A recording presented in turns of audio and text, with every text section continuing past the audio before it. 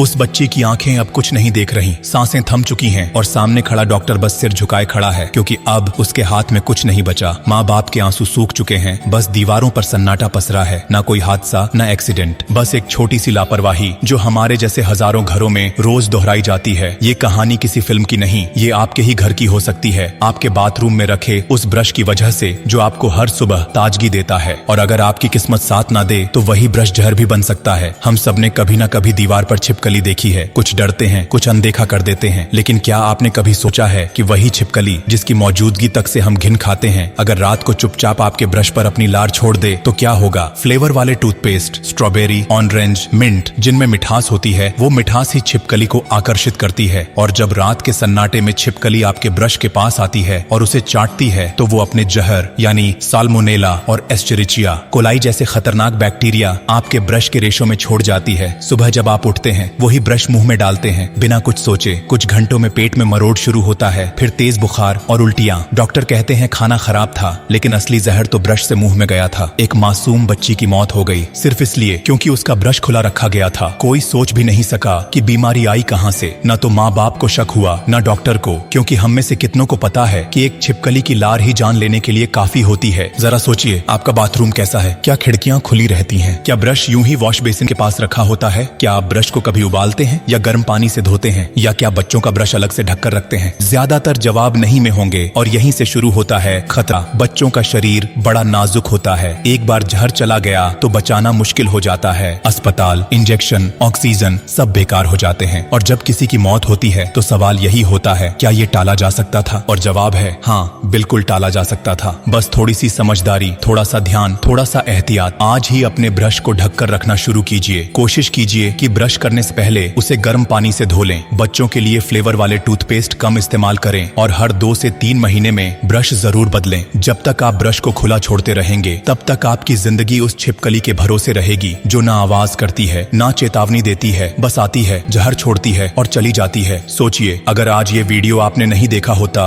और अगर आज रात वो छिपकली आपके ब्रश पर आ जाती तो क्या कल सब कुछ वैसा ही रहता? कभी कभी जिंदगी हमें संकेत देती है और ये वीडियो उसी संकेत जैसा है। अगर अब भी कोई इसे हल्के में ले रहा है तो शायद उसे तब समझ आएगा जब बहुत देर हो चुकी होगी। इसलिए जो महसूस किया है उसे दिल में मत रखिए, क्योंकि जिस तरह आंधी से पहले एक अजीब सन्नाटा होता है, ठीक वैसे ही जिंदगी में कभी कभी एक छोटी सी बात बहुत बड़ा बदलाव लाती है। आपसे कुछ मांगना नहीं है, बस इतना कहेंगे कि कभी किसी से ये बात यूं ही कह दीजिए, ब्रश ढककर रखा करो भाई, छिपकली भी मीठा खाती है, और देखिएगा वो मुस्कुराएगा और शायद उस दिन से कुछ बदल जाएगा। कभी किसी बच्चे को देखिए और मन ही मन सोचिए कि वो महफूज है या नहीं, और फिर आपको खुद लगेगा कि आज कुछ करने का मन है। अगर दिल कहे कि इस वीडियो को किसी और तक पहुंचाना चाहिए तो जरा सोचिए, कौन वो एक शख्स है जिसे आप सबसे ज्यादा चाहते हैं? क्या आप नहीं चाहेंगे कि वो सुरक्षित रहे? जब बात दिल से निकले तो जुबान की जरूरत नहीं पड़ती, एहसास खुद ब खुद फैलता है। और अंत में उस बच्ची की कहानी अगर आपके सीने में हलचल पैदा कर गई हो तो जान लीजिए, ब्लू डायमंड सिर्फ एक पेज नहीं, ये एक जिम्मेदारी है। और जब आप इस जिम्मेदारी को अपनाते हैं तो हम कुछ नहीं कहते, बस आपके साथ हो जाते हैं। कभी बंगाल की बोली में, कभी किसी माँ की ममता में, कभी किसी दोस्त की हंसी में। हम हर उस जगह होंगे जहां आप चाहेंगे कि लोग जागरूक हों। और अगर कभी मन करे तो यूं ही अपने अंदाज में कह देना,